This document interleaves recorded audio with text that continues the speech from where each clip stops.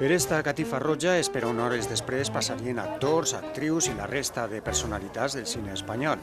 Per a poder veure'ls de prop calia estar ben prompte i esperar matí i vesprada l'arribada. Des de les 9:30 hem vingut fa un ratet i anem a estar així fins que es comenci l'alfombra. hem preparat les cadires perquè, com anem a passar tot el dia, Apleguen els primers convidats, o almenys això pareix des de la distància. Els que han arribat més tard s'ho imaginen o fan mans i mànigues per endevinar-ho. Me pensaba que podíamos acercarnos un poco más, pero realmente me parece que va a ser que no. Imposible, hemos llegado demasiado tarde, tendríamos que haber venido mucho antes. Yo esperaba 100, pero la verdad que tanta, no. Yo vivo justamente ahí enfrente y para pasar esta parte me ha costado casi una hora. Una quantitat de gent insoportable. Lo único que veo ahora mismo que podrían haber puesto unas pantallas grandes. Hem portat els prismàtics i es veu de categoria. Tot seguit, els convidats i convidades han passat per esta catifa roja especial per als mitjans de comunicació. Hi ha acreditats vora un centenar de mitjans.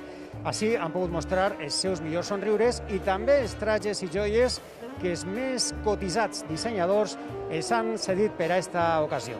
I no ha faltat elegància, extravagància i sofisticació. Ya tocaba. Francis, que vull anar de Saragüell. Pues m'ha ficat de Saragüell de lujo, què més puc demanar? Atenen els mitjans de la manera més ordenada possible, que no és molta. Catifa amunt, catifa avall, tots són nervis. Para mí esta es una noche muy especial. Estoy muy nerviosa, espero no caerme porque las escaleras de este sitio, no sé si las habéis visto, son bastante irregulares. Estic ara com una fallera mayor, a punt d'eixir a la ofrena, pues així n'estic. No estoy nerviosa, estoy segura que tan pronto se vaya acercando el momento. Cuando digan, la mejor actriz protagonista es Ayam, todo se me va a poner retorcido. Hi ha qui controla millor l'ansietat i el nerviosisme, o almenys en aparença. estoy muy tranquila, la verdad, y es maravilloso poder vivir esta noche desde esta tranquilidad, la verdad. Estoy totalmente mentalizado a que voy a disfrutar de una noche donde se premia el cine español, al que está nominado, al que no está nominado, al hecho de que sigamos haciendo películas.